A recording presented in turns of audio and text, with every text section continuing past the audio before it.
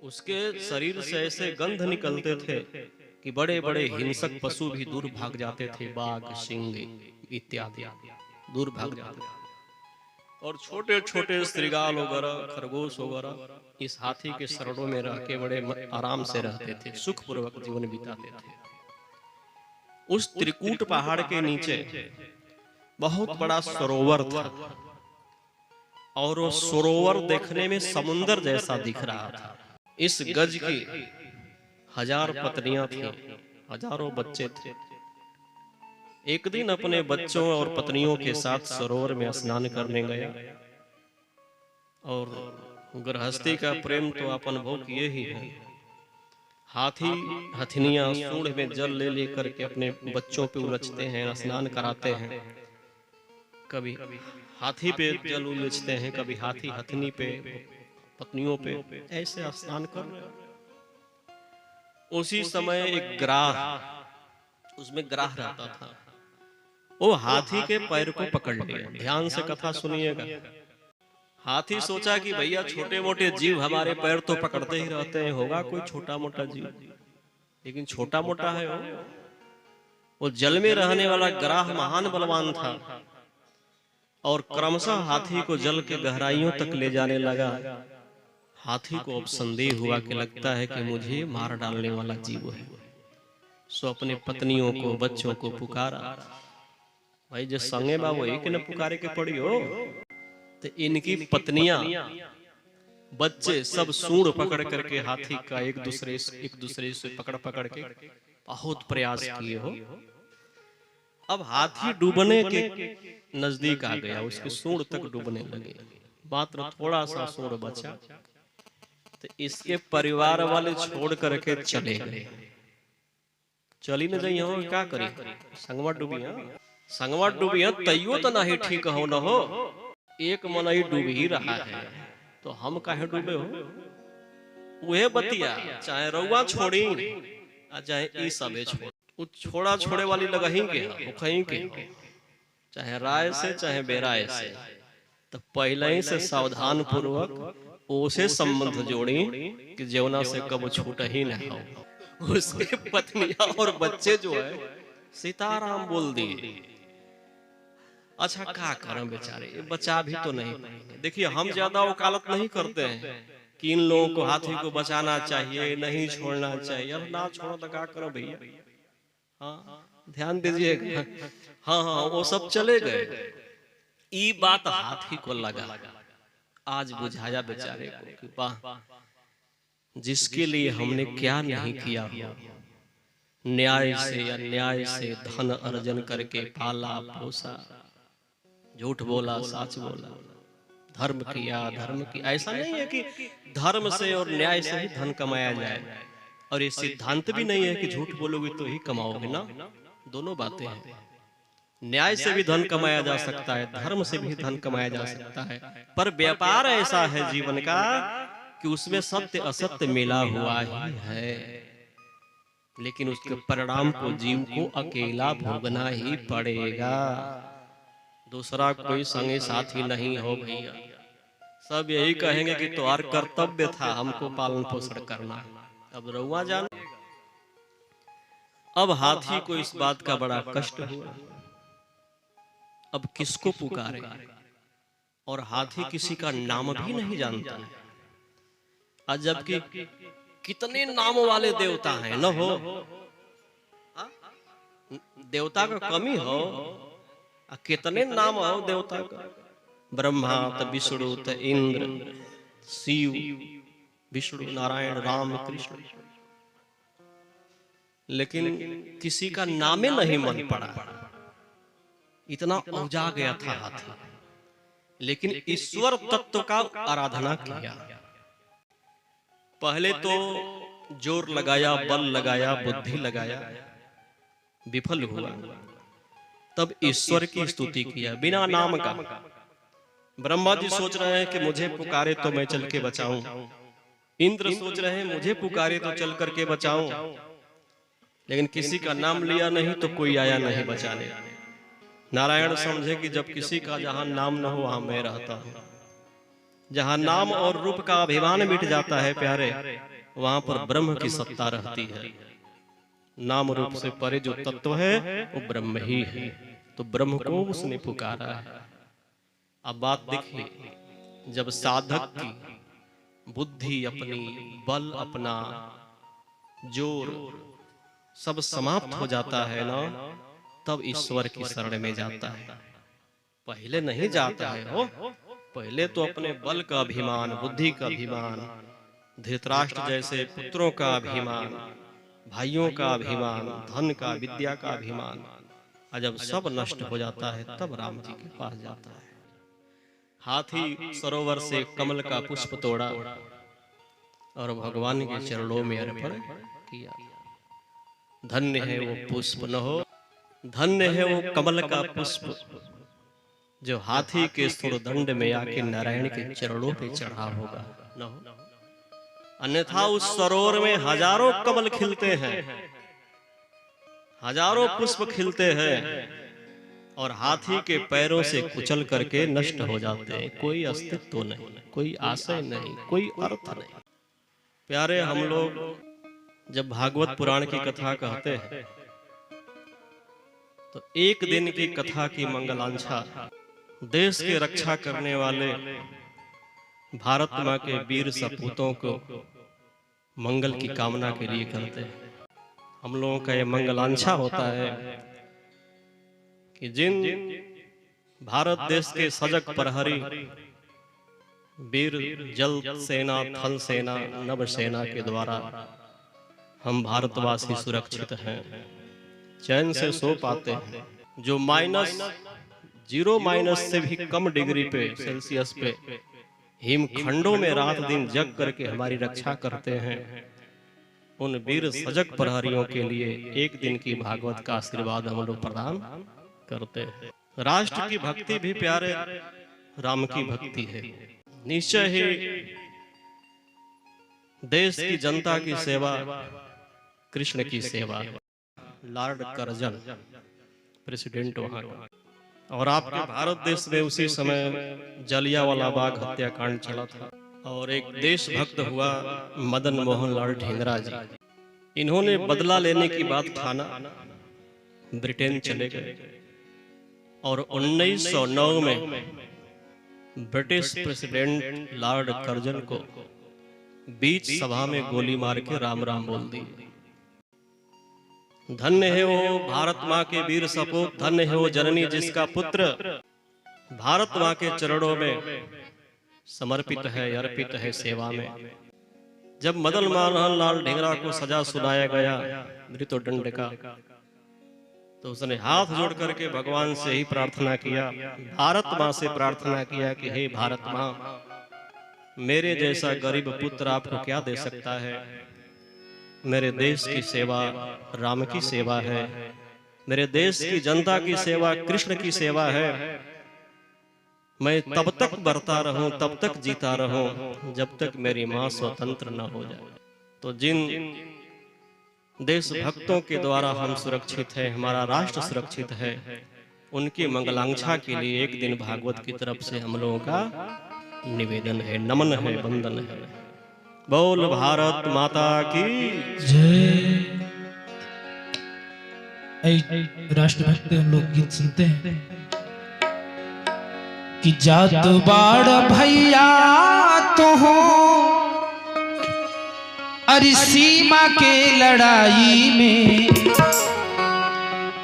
जात बाड़ भैया तो हो, अरे सीमा के लड़ाई में, आव राखी बांध दी तोहरा कलाई में, आव राखी बांध दी तोहरा कलाई में। जात बाड़ भैया तो हो सीमा के लड़ाई में, जात बाड़ भैया तो हो सीमा के लड़ाई में, आव राखी बांध दी तोहरा कलाई में, आव राखी बांध दी तोहरा कलाई। मेरे देश की धरती, मेरे देश की धरती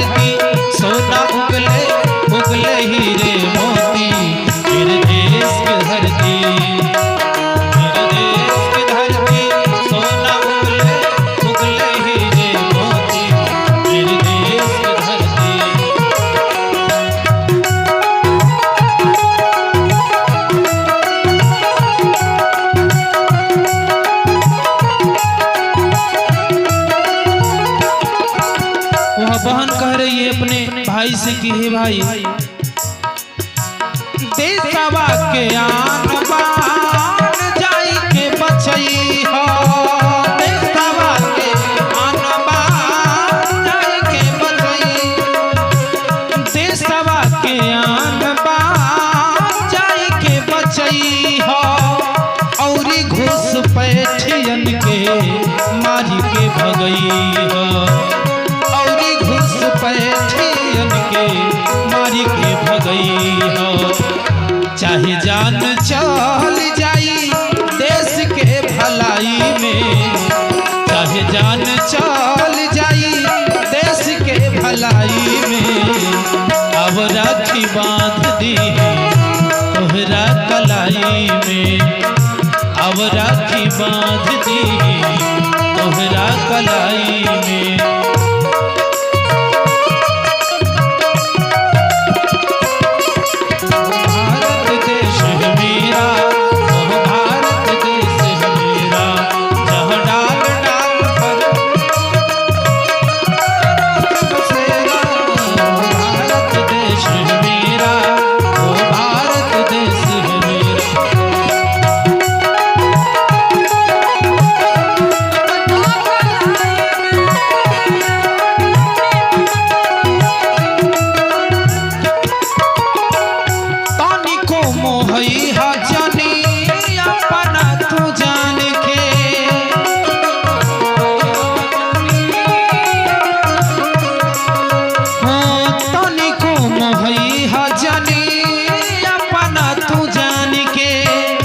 दुश्मन से लड़ी जइहा सीना अपन तान के, दुश्मन से लड़ी जइहा सीना अपन तान के।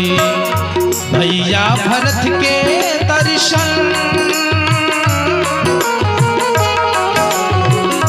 भैया भरत के दर्शन करब अपना भाई में, भैया भरत के दर्शन करब अपना भाई में। अब राखी बांध दी तोहरा कलाई में, अब राखी बांध दी तोहरा कलाई में। एक फूल की क्या अभिलाषा है,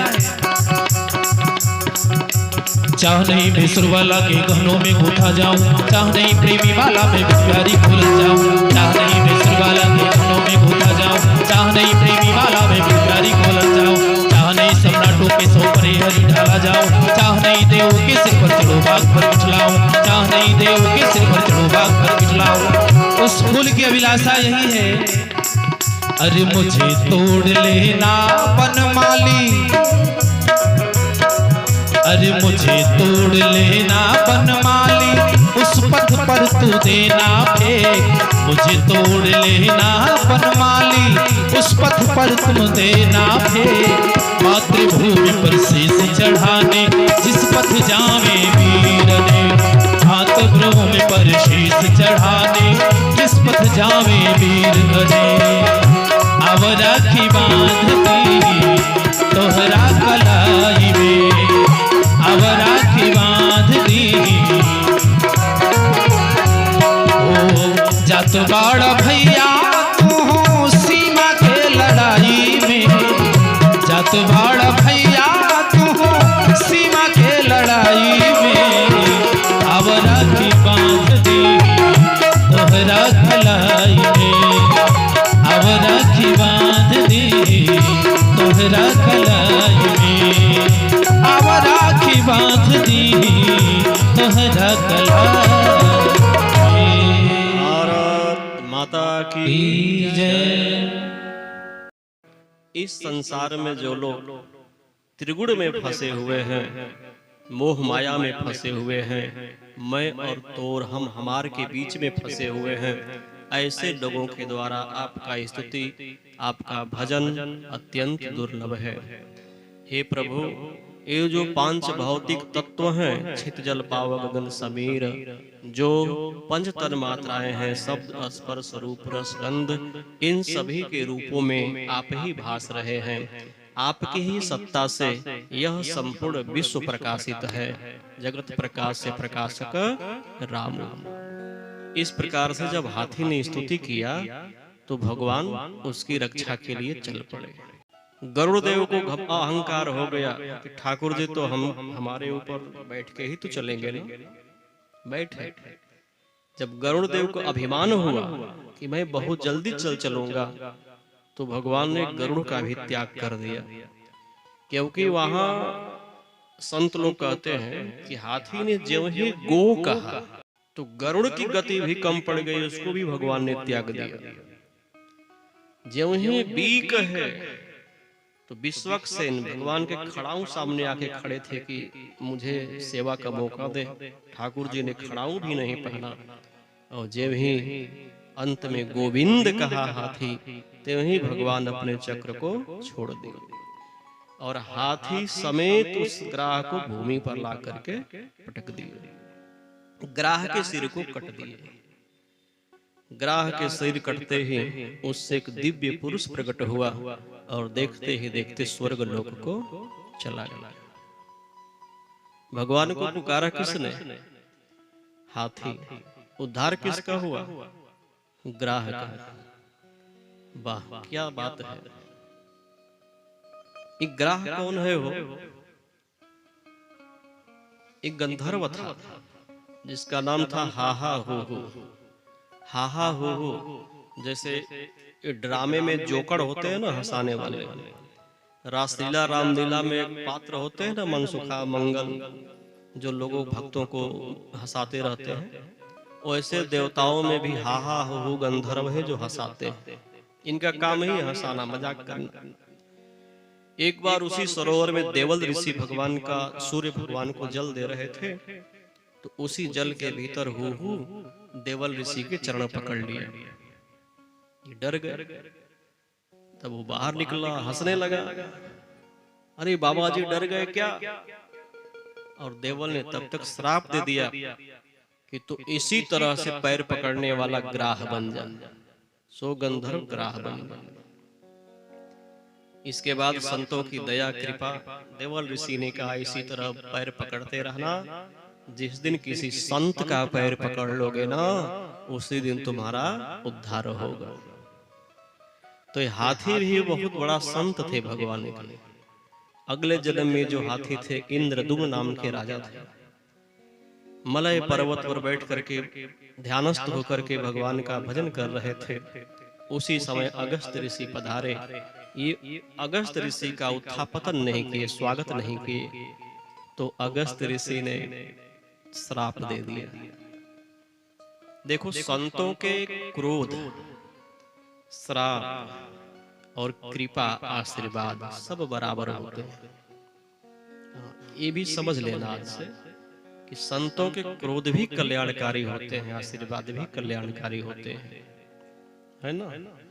तो अगस्त ऋषि ने कहा लगता है किताबी साधु हैं, किताब पढ़ करके साधु बने। ऐसे भी हैं लोग जो किताब पढ़ पढ़ के साधु बन जाते हैं, जबकि साधुता जब तक संत महापुरुषों के चरणों में न लोट-पोट हुआ जाए, जब तक गुरु के सानिध्य में न रहा जाए, तो साधुता नहीं आता है प्यारे। उन्होंने कहा जाओ बेटा तू हाथी बन जा, हाथी की तरह बैठा है। फिर अगस्त ऋषि ने वचन दिया कि एक दिन तुझे नारायण के दर्शन होंगे। सो नारायण ने हाथी को दर्शन दिया, हाथी भजन करके भी भगवान को प्राप्त किया। देखो प्यारे, यही दशा हम लोगों की भी है। ये मनुष्य गज के समान ही है, ये संसार ही मानसरोवर है, और इस मानसरोवर रूपी संसार में एक नहीं प्यारे, गिनती के 5 ग्राह हैं। कई गो? 5 ग्राह। एक ग्राह यदि किसी के पैर पकड़ ले तो उसको मारने के लिए वो समर्थ है। एक ग्राह पकड़ ले तो बचना मुश्किल है, और जिसको 5-5 ग्राह पकड़ ले तो वो तो निश्चित सीताराम बोलेंगे ना। तो शब्द, स्पर्श, रूप, रस, गंध, ये 5 विषय ही 5 ग्राह है, और यही 5 ग्राह जीव को पकड़े हैं। कान कहता है कि घुरौआ का बढ़िया बढ़िया गाना सुनवाओ, आंख कहता है कि बढ़िया बढ़िया नौटंकी दिखाओ, जीव कहता है कि बढ़िया बढ़िया भारत भूषण का मिठाई खिलाओ। बलिया में एक भारत भूषण मिष्ठान भंडार है, गाजीपुर तो पता है ना कौन बढ़िया है, गाजीपुर में हो कुशवाहा मिष्ठान भंडार हम लोगों की तरफ, क्योंकि हम लोग का नजदीक वही है ना, कुशवाहा मिष्ठान भंडार, वहां से खूब मीठा हम लोग पाते हैं, ठाकुर जी को भोग लगाते हैं। तो जीव कहता है सुस्वाद युक्त विषयों को ग्रहण करने के लिए ललायित रहता है ना, त्वचा नरम नरम विषयों को स्पर्श करने के लिए आतुर रहता है। पांचों ग्राह है और इन पांचों ग्राहों में जीव आसक्त है, फंसा है।